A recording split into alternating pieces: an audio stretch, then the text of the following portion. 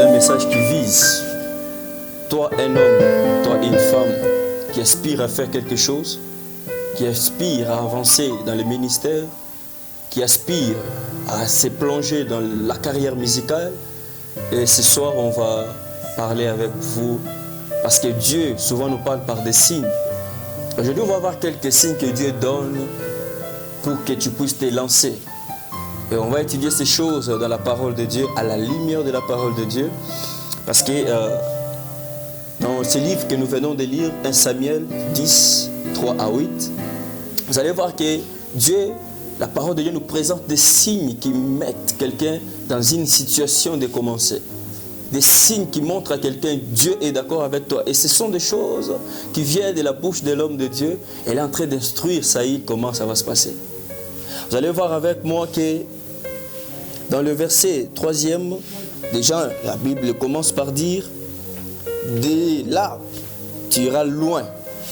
Déjà, c'est la première des choses qui attire mon attention. Tu iras plus loin. Pourquoi plus loin?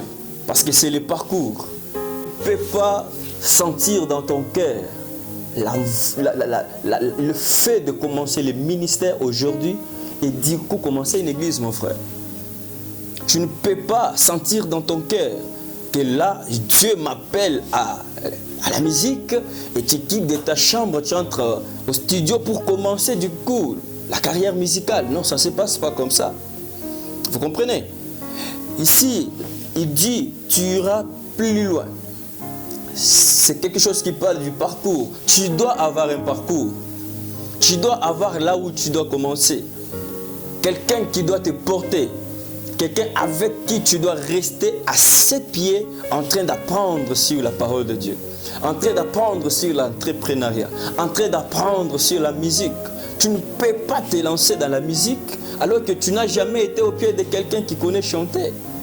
Aujourd'hui, nous sommes dans une génération où il y a des gens qui sont tellement rapides, qui sont tellement excités de faire quelque chose. Ils ont tellement besoin qu'on parle d'eux. Ils ont tellement besoin des choses éphémères de ce monde que vous oubliez l'essentiel.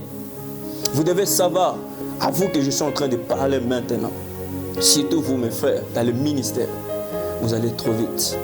Il est temps de vous calmer. Il est temps de trouver des bons pères, des gens qui vont vous enseigner la parole de Dieu, des gens qui vont vous montrer les ABC dans le ministère. À ce moment-là, vous allez vous lancer. Le parcours, tu iras plus loin. Là, c'est d'abord le parcours qui m'intéresse. Et voilà, les signes commencent. Il dit, après avoir dit tu iras plus loin, et tu seras rencontré par 3 hommes montant vers Dieu à Bethel, et pourtant l'un, 3 chevaux. J'aimerais qu'on puisse faire attention sur les détails. Il dit que tu rencontreras 3 personnes.